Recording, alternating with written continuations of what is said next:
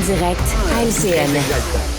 Puis il y a des moments parfois plus difficiles. On travaille très fort pour gagner la confiance des électeurs, fait que c'est ce qu'on fait, puis on va continuer de faire ça. À 300 des élections, M. Laforêt, on n'écoute pas les sondages. Mais moi, je veux vous dire une chose sur l'entente avec l'Union des écrivaines et écrivains du Québec. Alors, le sondage léger Journal de Montréal, TVA, fait beaucoup de vagues et on peut maintenant commenter les chiffres sur les intentions de vote, notamment. Paul en mourait d'envie déjà hier. Alors, le moment est venu. On peut tout dire. Bonsoir à vous trois.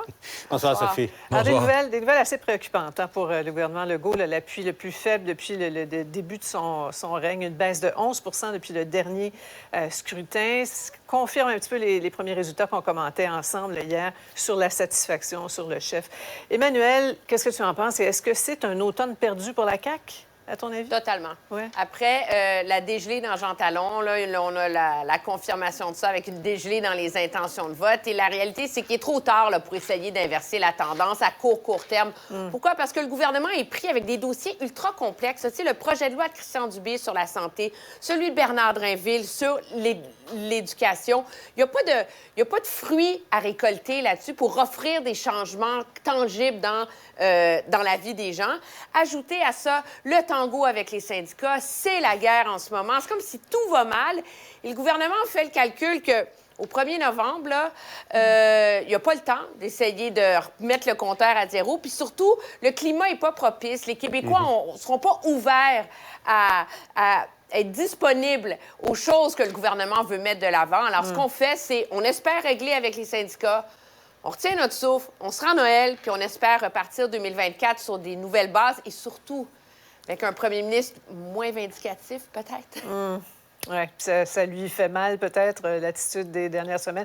Paul, le PQ qui talonne la CAQ par 4 points, là, on voit qu'il y a comme un mouvement de balancier là, vers le PQ. Là. On le voit aussi avec le chef préféré, qui est maintenant M. Saint-Pierre Plamondon. C'est un sondage réveil matin, dur réveil pour François Legault, il l'a avoué lui-même, mais en même temps agréable, évidemment, on peut le comprendre pour Saint-Pierre Plamondon, parce qu'il faut quand même réaliser, là, il y a 14-15 mois, on prédisait tous la mort du Parti québécois. On disait que M. Saint-Pierre Plamondon était celui qui allait fossoyer le parti de René Lévesque. Et regardez de où il est parti. Ça fait pas longtemps, 13-14 mois, et où il est maintenant.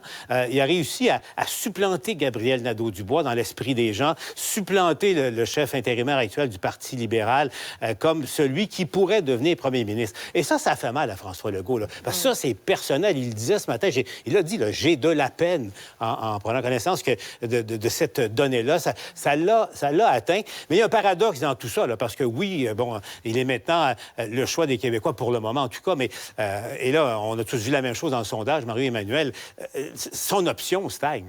Lui, oui, mais son option ne lève pas autant que lui. Et ça, c'est un paradoxe en ce moment. Ouais. Et quant à la souveraineté, Mario, l'appui ne suit pas le succès du chef. Là. Ça stagne à 35 31 chez les plus jeunes. Les souverainistes vieillissent. Là.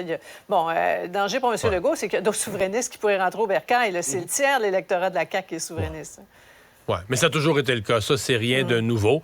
Non, ça, c'est la mauvaise nouvelle pour le PQ. C'est une avalanche de bonnes nouvelles pour le PQ. La mauvaise, c'est que la souveraineté bouge pas. Les péquistes vont toujours pouvoir dire, au moins, on a un chef populaire, un porte-parole crédible pour en parler. Mais pour l'instant, ça fait pas bouger l'aiguille de la souveraineté.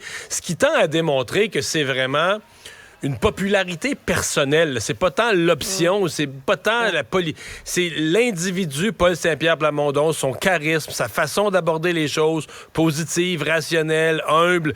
C'est tout ça là, qui a séduit les Québécois et c'est vraiment, pour l'instant, oui, ça transfère au Parti québécois, mais c'est vraiment une popularité personnelle. Tu sais, par rapport à la CAQ, si on fait le parallèle, le drame, c'est que la CAQ, c'est les 3 critères. Le chef est en baisse, le parti est en baisse, et la confiance envers le gouvernement, la satisfaction envers le gouvernement. Tu sais, quand t'en as un des 3 qui tient, tu te dis, OK, les gens sont quand même satisfaits du gouvernement, ou ils aiment quand même le chef, ou ils aiment quand même le parti. Mais là, la CAQ, les 3 fondamentaux sont en chute libre. Ouais. Comment s'en sortent, Emmanuel, solidaires et libéraux dans ce sondage? Bien, pas très bien, parce que ce qui arrive, c'est qu'à la même date l'an dernier, Québec solidaire prétendait être le gouvernement en attente, la vraie opposition officielle. On était déçus des résultats, mais on pouvait penser s'imposer. On parle d'un automne perdu pour M. Legault. C'est une année perdue pour Québec solidaire, là, qui ne réussit pas à se remettre de sa déception électorale de l'an dernier. Et Gabriel Nadeau-Dubois, qui voit son rôle de jeune premier, le jeune qui fait la politique différemment, qui brasse les affaires. Mais là, il se fait coiffer complètement par le nouveau venu, par Paul Saint-Pierre Plamondon. Ouais. Les libéraux, Sophie, ce sont les meilleurs amis de M. Legault en ce moment. Parce qu'à 5 % dans l'électorat francophone, ça veut dire que les vieux boomers qui ont porté la CAQ au pouvoir, les vieux libéraux du PLQ déçus, sont pas tentés de rentrer au bercail parce que le PLQ, c'est c'est leur vieux parti dans lequel ils ne se reconnaissent plus. Puis pendant de ça, c'est la raison pour laquelle les vieux boomers souverainistes, là, ils voient un chef qui croit en leur option, puis là, ils sont tentés de rentrer au bercail. Puis c'est là la fracture pour M. Legault. Ouais. Paul, tu disais, M. Legault a exprimé le chagrin que ça lui cause, mais comment le gouvernement peut rebondir? Là? Emmanuel, il faisait allusion.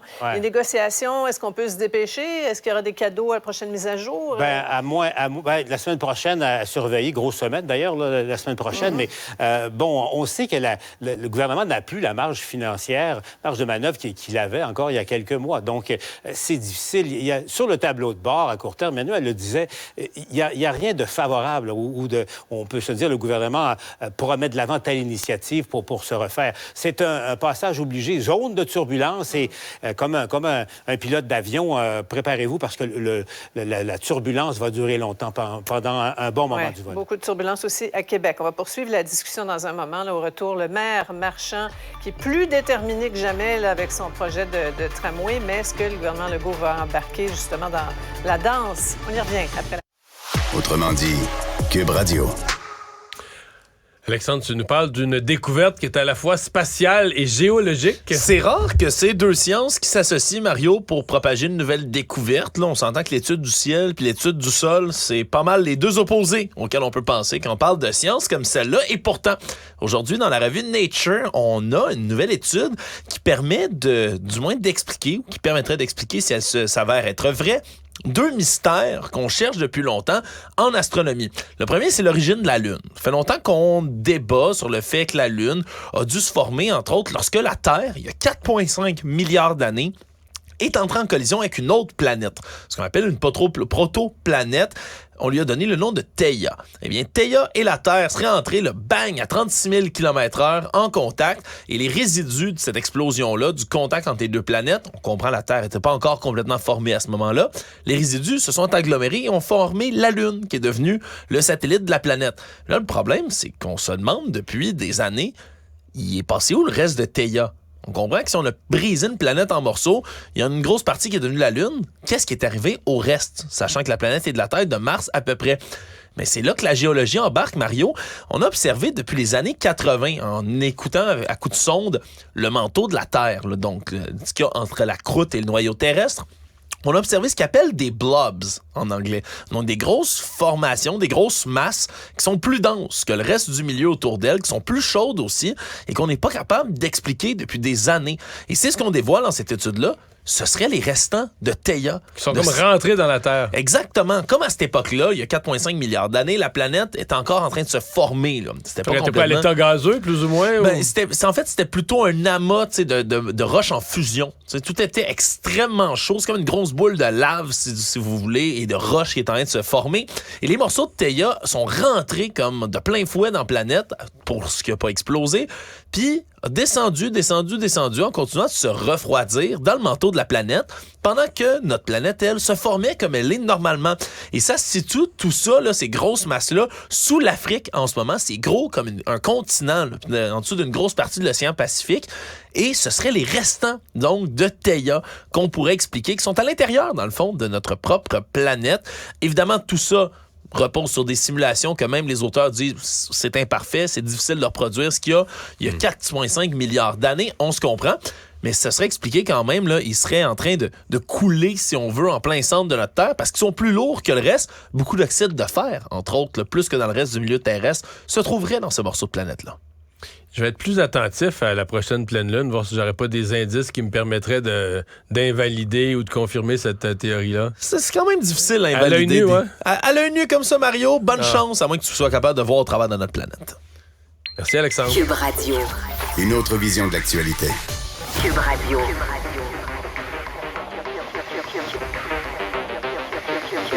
Cube Radio. En direct à LCN. Je suis toujours aussi déterminé à réaliser le projet. Évidemment conscient des enjeux. On comprend les enjeux budgétaires, les enjeux économiques. Tenace, le maire Marchand, même si mettre Québec sur les rails va coûter une fortune, les coûts du projet de tramway grimpent à 8,5 milliards. Aucun consortium n'est partant pour sa construction. Plan B du maire, donc, qui est enclenché, la ville qui veut devenir maître d'œuvre du projet. Et là, on a besoin des milliards de Québec. Y croyez-vous encore, Mario? Le maire a été plutôt bon ce matin dans le sens comme communicateur. Mais tu sais, c'est parce que si on regarde ça froidement, là, le projet coûtait entre 12 et 13 milliards selon le consortium. On comprend entre les branches que même les banquiers ont débarqué, ont dit au consortium, parce que le consortium s'est retiré, c'est parce que les financiers ont dit hey, nous, on n'est plus derrière toi pour ça. Et là, tu as une ville, donc une administration publique qui dit moi, m'a leur pogné le projet. Là. Puis moi, vous le réalisez, non pas entre 12 et 13 comme le privé pensait, mais à 8,4. Puis le maire a des arguments. Il dit moi, je peux une administration publique, je peux emprunter à moindre coût.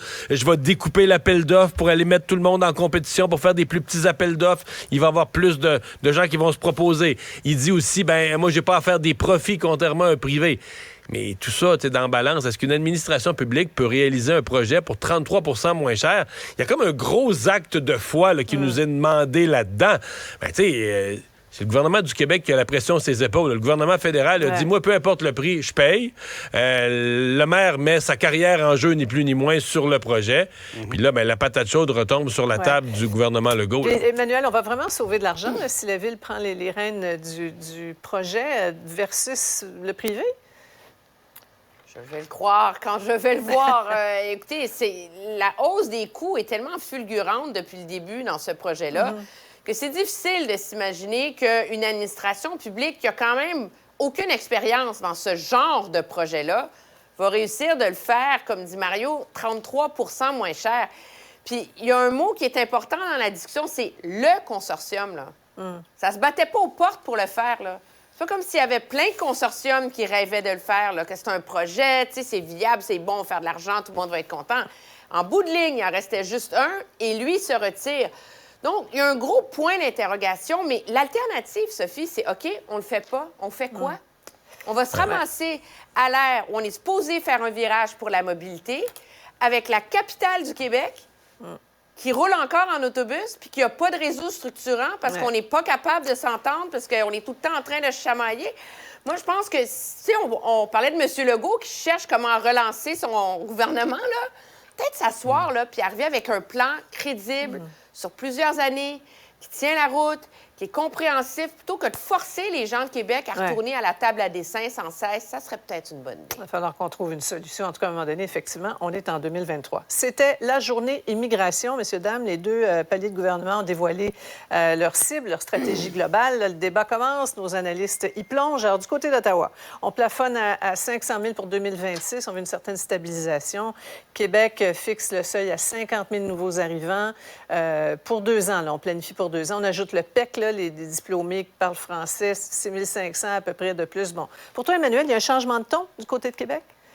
Énorme. Et c'est ce qu'il y a de remarquable dans l'annonce d'aujourd'hui. Après avoir vu M. Legault passer les dernières années à décrire l'immigration comme un risque, comme un péril, comme une menace pour la nation, pour le déclin du français, tout d'un coup, on a une ministre qui dit il faut voir l'immigration comme une opportunité, comme une richesse au sein de notre société. Même M. Legault a adopté ce langage-là. Pourquoi? Parce que le gouvernement se rend bien compte qu'à un moment donné, déjà, on resserre tous les critères pour attirer des immigrants. Bien, tu ne vas pas attirer des immigrants si tu as l'air d'être une société qui n'a pas envie d'eux. Et, fait non négligeable, Québec va avoir de la concurrence, là, parce que du côté d'Ottawa, on veut doubler le nombre d'immigrants francophones d'ici 2 ans. Mais ça, là, c'est 40 000 francophones qu'on veut finir par accueillir au Canada. 40 000. C'est pas loin du 50 000 de Québec, Sophie. Ouais. Il y a beaucoup de questions de freiner le déclin du français dans ce qu'on a entendu. Là, il y a une nouvelle mesure là, qui touche les immigrants temporaires, Paul. Après 3 ans, à l'exception des travailleurs agricoles, là, ils devront démontrer une maîtrise du français niveau 4. Ça, le PQ s'en est moqué allègrement. Oui, c'est un peu étrange parce que c'est quand même chaque pas qui est fait pour protéger le français devrait être applaudi parce que M. Legault, c'est clair, a choisi. On avait évoqué l'hypothèse de monter à 60 000 immigrants. La CAQ avait promis 50 000 pendant la campagne. C'est pour 2 ans, c'est ce qui il sera et en profite pour resserrer les critères de francisation, de protection du français, en quelque sorte, une pierre deux coups. Mais il y a un problème qui se dessine, là. Ottawa à 500 000 puis Québec qui se limite à 50 000. Ça ne fonctionne pas là, dans le poids. Mario, on pourrait y revenir, mais dans le poids éventuel du Québec dans la fédération, la collision est en train de se préciser. Là. Ouais. On va y revenir, effectivement, Mario. Du temps dans ta banque de temps pour demain, parce que c'est tout le temps qu'on a. Merci à vous trois. À demain. Cube Radio. Une autre vision de l'actualité. Ah, voilà, c'est ce qui complète cette émission du 1er novembre. Merci d'avoir été des nôtres. On se retrouve demain. Cet épisode est maintenant disponible.